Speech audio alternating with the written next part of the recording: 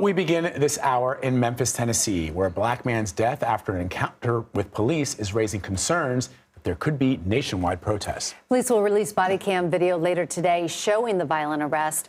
Tyre Nichols' family says the footage shows him being beaten after a traffic stop. He died 3 days later.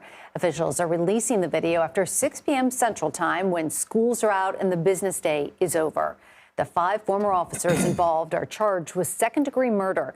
4 have since posted bail. Nichols' mother spoke earlier today, telling the community this never should have happened. I still haven't had time to grieve yet. I'm still dealing with the death of my son. This was not supposed to happen. My son was supposed to be with me today. CBS News correspondent Omar Villafranca joins us from Memphis now. And Omar, we heard from the Nichols family earlier this afternoon, and there was a definite, common theme there where we kept hearing they do not want to see violence tonight, correct? That is correct, and it came from his mother, his stepfather. They're all saying the family does not want that, and this is not something that Tyre would want. They're saying that protests they understand, but they do not want violence here in Memphis or anywhere, really. And their family attorney, Benjamin Crump, was saying the same thing. But everybody's still getting prepared here, and by everybody I mean the law enforcement here. Their mounted units, their officers on horse are out. We have seen a few police cars out. And there's something called Sky Cop here in Memphis, which is you'll see them on the top of light poles. It's this camera system that also has audio, and it feeds back to an area where officers can basically watch over an area in case anything flares up. They said that they'll be having more of those put out on the streets here, so everybody's just waiting. So, Omar, you've covered many of these types of cases over the years, but explain to us what your impression is of this particular case of police brutality versus the ones that you've reported from in the past. Well, what's interesting with this is how swift that action has been taking. Over the years, things seem to have been picking up as far as how a police department and a district attorney work in conjunction and push things through.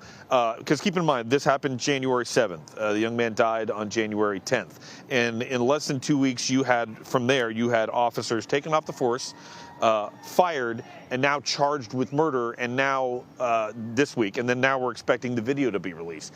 In the past, I'd say a decade ago, that would take absolute weeks for that process, if more months for that process to happen. And they're doing it in the name of transparency, but also to try to gain some sort of public trust back. I mean, for a policing in a community to work, they have to have the trust of the people that they police. And right now, that trust is not there.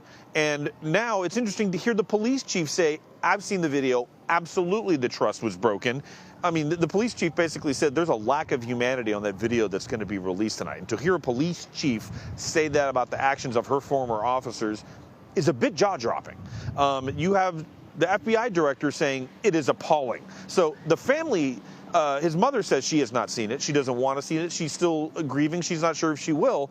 But it will be released to the public. This is part of the public record. Taxpayers paid for the body cam video. They pay for the Sky Cop that's up there and whatever was caught on those cameras. That's taxpayer money. That's why that video is going to be released.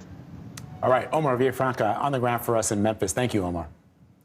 We want to now bring in Kirk Burkhalter, who is a professor at New York Law School and director of the 21st Century Policing Project. Thank you for joining us. Unlike George Floyd's case and many others, the officers involved and the victim are all black. How do you think race will come into play, and should race be factored into this case? Well, certainly race is a factor when we talk about the victim, and the victim of, put it mildly, improper police procedures, the victim at the hands of the police.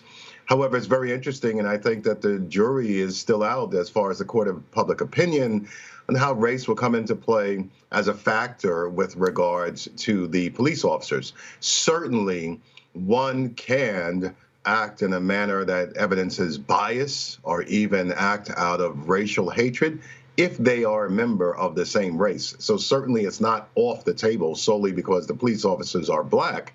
However, it's far more complicated here. As far as the criminal charges are concerned, I don't know if it's likely to come in, but we have to wait and see as far as federal civil rights charges. And keep in mind, federal civil rights charges don't necessarily always have to be based on race. We talk about the abuse of anyone's rights, Fourth, Fifth, Sixth Amendment rights, and so forth. In this case, it would be a violation of Fourth Amendment rights. So, Kirk, it's an interesting question, and you've seen the data, which does suggest over the course of many, many years, it's not so much that race plays a factor. It's not black or white. Often it's blue. What I mean by that, it's the systemic, the way that police departments operate in this country. That is where the systemic problems lie, and so that's why you can see black police officers brutalizing people in the streets of whatever city they happen to be policing, because they often see themselves as separate from the very people that they are there to protect. They have an allegiance closer to their units, to their departments, than they do to those individuals. And this is not new. I mean, just using pop culture references, we saw it displayed in Boys in the Hood, the film Boys in the Hood. We know that rappers, Ice Cube, he rapped about this very thing, that if you get pulled over by a black cop and you happen to be a black young man, you might actually be in greater dire straits than you would be if you were pulled over by a white police officer. Well, two comments. One, when you mentioned the color, absolutely. This is about the outcome, and that's the starting point, that there's a disproportionate outcome between encounters of black people versus white people, non-black people, with regards to the police. So the starting point is, yes, black people are more likely to be victims. With regards to how black police officers police black communities, it's difficult to make a blanket statement. And I'll tell you why. I come from a family of police officers. So between my father, my brother, and I, we have 65 years of experience as police officers, and some of my closest friends are former police officers who are black. And I think there is also a group of black police officers in this country who have no tolerance for this type of abuse. So I think it's difficult, just as it's difficult to paint a broad brush with all police officers, generally speaking. I think it's somewhat different. I think there's a certain perception, certainly by the public. They see a black police officer in uniform, my goodness, how could you work for the oppressor, right? And why would a civilian think that way? Well, it's because of my first point, that outcome. But the truth might be a little bit further from that outcome.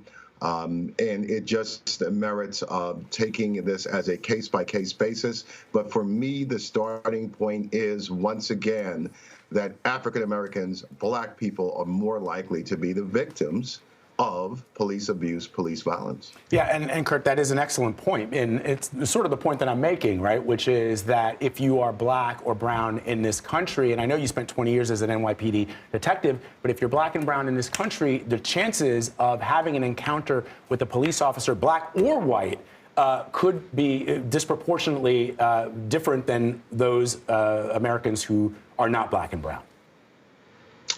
Absolutely. We've seen this. We know the statistics, and there's always this conversation about the talk, so to speak. And I don't know anyone. It would be irresponsible parenting if I didn't have those conversations with my kids when they first started to drive. They're adults now. It would be irresponsible parenting if my father and my mother didn't have those conversations with me and learning what to do with interactions with the police. So that's a reality. And it's a reality that only a segment of our community has to go through. So this is something that has been known for quite some time. The difference is now we are able to see it visually, and it is publicized via media outlets and news outlets and so forth. So it's quite a stark disparity. Kirk, I really want to ask you about the timing and releasing the body cam footage tonight. Why is it important to release it now? We can see the country is on edge. There are cities that we've seen, they're already declaring, emergency issues in different places.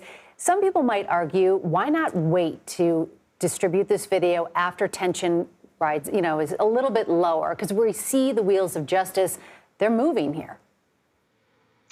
Well, the wheels of justice are moving, and I have some opinions about that, in that they're moving and everyone is praising the police department. However, I want you to keep in mind, if these 5 officers were civilians and we knew that where they were, and we saw this video that's been characterized in such a heinous fashion, they would have been arrested before the sun went down on the day they committed the act. So while I praise police departments in moving forward and making strides, I'm not so quickly to break my arm or patting them on the back. As far as the video is concerned, my recommendation would have been to release it earlier.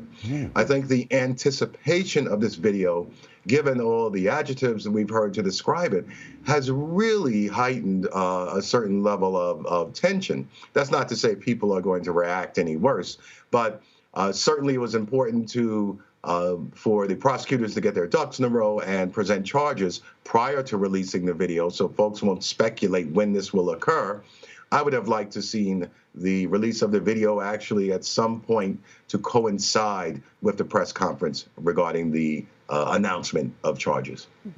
Professor, it's always great to talk to you. I find your perspective always refreshing and on point. Thank you for joining us. Thank you.